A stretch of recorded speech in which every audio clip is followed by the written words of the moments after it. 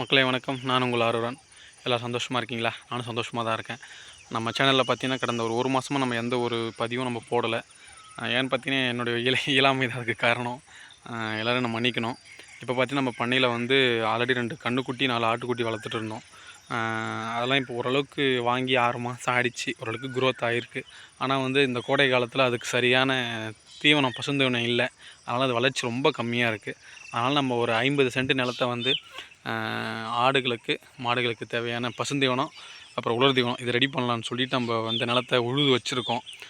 அது இல்லாமல் பார்த்திங்கன்னா நம்ம இன்னும் கொஞ்சம் ஆடு வந்து வாங்கி விடலாம். அதாவது எப்படி சொல்கிறது, நம்ம மாவட்டத்தில் இல்லாமல் வெளி மாவட்டத்திலேருந்து நல்ல ஒரு நாட்டு ஆடுகளை வாங்கி வளர்க்கலான்னு ஒரு புதுசாக ஒரு முயற்சி. எல்லாம் இந்த யூடியூப் சேனலில் பார்த்து தான் அந்த மாதிரி ஒரு ஐடியா புதுசாக ஒரு ஆசை வந்திருக்கு. அதுக்கு தான் வந்து பார்த்திங்கன்னா நம்ம இந்த வயலை வந்து நம்ம ஓட்டி வச்சுருக்கோம். இந்த வயல் வந்து பார்த்திங்கன்னா ஒரு 30 சென்ட் இது.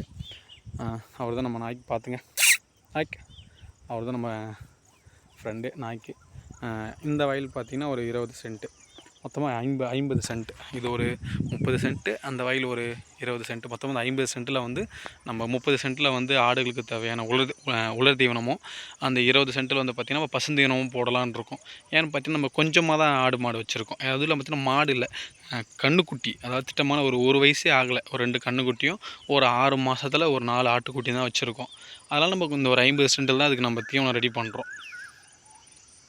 இதில் வந்து இப்போ நம்ம நின்றுருக்க இந்த வயலில் பார்த்திங்கன்னா இந்த நிலத்தில் தட்டைப்பயிறு, உளுந்து, அப்புறம் பனிப்பயிர்னு சொல்கிற காராமணி, அப்புறம் வேர்க்கடலை, மணிலான்னு சொல்லுவோம்.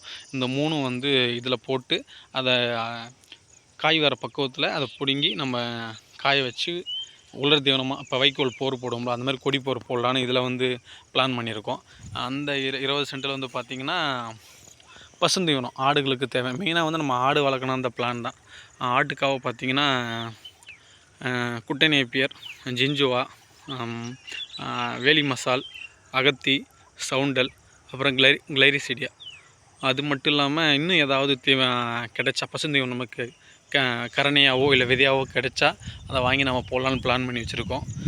இதில் வந்து பார்த்திங்கன்னா இது ஒரு 25 சென்ட் இருக்கும் இந்த நிலம். இது வந்து ஒரு பார்ட்டிஷன். அங்கே வந்து ஒரு சின்னதாக ஒரு 2 சென்ட் 3 சென்ட்டில் அங்கே கொஞ்சம் இடம் இருக்குது நமக்கு. அது ஒரு நாற்றங்கால் மாதிரி நம்ம நாற்று விட்றதை வச்சுருப்போம். அந்த பார்ட்டிஷனில் சேர்த்து ஓட்டி வச்சுருக்கு. இதில் வந்து பார்த்திங்கன்னா ஒரு 3 சென்ட்டாக 3 சென்ட்டு ஒரு பயிரும் அப்படி பிரிச்சுட்டு நம்ம வால்பாத்தி இதில் வந்து இப்படி வால்பாத்தியை பிரிச்சுட்டு 3 சென்ட், அதாவது ஒரு 15 அடி 15 அடி 15 அடி 15 அடி 15 அடி இதில் பிரித்து நம்ம அந்த பசுந்தீவனம் போட போகிறோம். அதுக்கு தான் அதை ரெடி பண்ணி வச்சுருக்கு. நாளைக்கு வந்து பார்த்திங்கன்னா இதில் சொன்ன மாதிரி அந்த உலர் தீவனத்துக்கு விரைக்க போகிறோம். இதில் வந்து ஒரு 2-3 நாளில் இதை வந்து நனைச்சிட்டு இதில் நம்ம அந்த தீவன புல்லை நம்ம நட போகிறோம். பசுந்தீவன புல்லை கருணைகளாக வாங்கி யூடியூப்பில் தான் பார்த்துட்டு கேட்டிருக்கேன். விருதாச்சலத்தில் ஒரு நண்பர்கிட்டையும், அதுக்கப்புறம் இன்னும் ஒரு நண்பர் அவர் என்ன ஒரு ஃபோன் பண்ணி தான் பேசினதுக்குள்ளே மறந்துட்டேன். காரைக்கால்னு நினைக்கிறேன். அந்த பக்கமாக ஒரு நண்பர்கிட்ட தான் கேட்டிருக்கேன். விதை கருணைகள் எல்லாருமே தரேன்னு சொல்லியிருக்காங்க. ஜிஞ்சுவா பார்த்திங்கன்னா 30 பைசா ஒரு கரணை, குட்டை நேப்பியர் வந்து 1 ரூபா, மற்றதெல்லாம் பார்த்திங்கன்னா வேலி மசால் வந்து 1 கிலோ 600 ரூபா, சவுண்டெல்லாம் 600 ரூபா.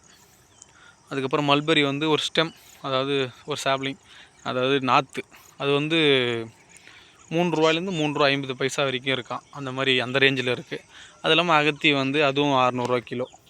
மீதி எல்லாமே 2 ரூபா 3 ரூபா அந்த கரணைகள் அந்த ரேஞ்சில் தான் இருக்குது. அதை நம்ம வாங்கி நட போகிறோம்.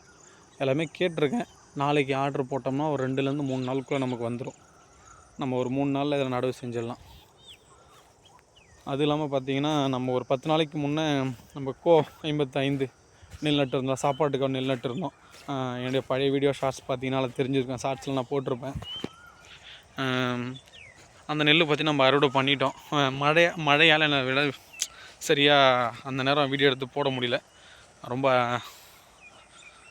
பாருங்க அறுத்தாச்சு. வயலில் மொத்தம் இது 50 சென்ட்டில் வந்து பார்த்திங்கன்னா 10 மூட்டை நெல் நமக்கு கிடச்சிது. அது வந்து சித்திரையில் அடிபட்டுருச்சு. கத்திரி வெயில்னு சொல்லுவாங்க. அந்த கத்திரி வெயில் அடிப்பட்டதில் நமக்கு வந்து சரியாக மகசூல் இல்லை. அப்படி இருந்தும் பரவாயில்ல, 50 சென்ட்டு 10 மூட்டை பரவாயில்ல தான். நம்ம பெருசாக செலவு பண்ணலை, பரவாயில்லன்னு தான் தோணுது.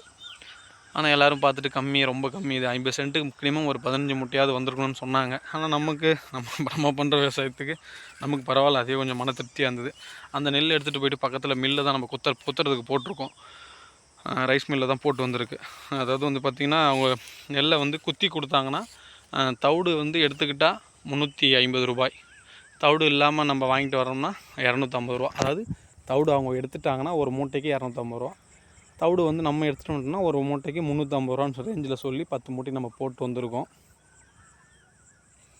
இங்கே பாருங்கள், இந்த நாளைக்கு அதை மில்லில் தான் போயிட்டு அது என்ன ஆச்சுன்னு பார்த்துட்டு வரணும். இந்த வைக்கோல்லாம் பார்த்தீங்கன்னா நனைஞ்சிடுச்சு, மழையில் நனைஞ்சி ரொம்ப வீணாகிடுச்சு மக்களே. இங்கே பாருங்கள், சுத்தமாக நனைஞ்சி வீணாகிடுச்சு. அது பாருங்கள், ஈரமாக இருக்கா, தண்ணி நிற்கிது பாருங்கள். அப்படி இருந்தும் வைக்கோலை பாதி கூட்டி விட்டுருக்கு. சரி, மாட்டுக்கு வந்து முடிஞ்ச அளவுக்கு அந்த மழை டைமில் வந்து சுத்தமாக தீவனம் இருக்காது, எங்கேயும் வெளியெலாம் ஓட்டி போக முடியாது. அந்த நேரத்தில் கொஞ்சம் இதை போட்டால் அது வேறு வழியில் தின்னு தானே ஆகணும். அதுக்காக தான் கூட்டி வச்சுருக்கேன். இன்னும் கொஞ்சம் கூட்டாமல் இருக்குது, இந்த பக்கம் கொஞ்சம் கூட்டாமல் இருக்குது. நாளைக்கு தான் கொஞ்சம் ரெடி பண்ணணும். சரி, நம்ம இந்த மாதிரி பசுந்தீவனம் நடப்போகிறோமே அப்படின்னு நம்ம இதை ஒரு பதிவு பண்ணலாம் தான். சரி, இதுக்கப்புறமா நம்ம தொடர்ந்து பதிவு பண்ணணும் அப்படின்னு நினச்சி இந்த பதிவு பண்ணேன். எனக்கு தொடர்ந்து ஆதரவு கொடுத்த நண்பர்களுக்கு ரொம்ப ரொம்ப நன்றி தெரிவிச்சுக்கிறேன். புதுசாக பார்க்குறவங்களும் இந்த சேனலை சப்ஸ்கிரைப் பண்ணுங்கள், எனக்கு கொஞ்சம் ஆதரவு கொடுங்க. நன்றி மக்களே.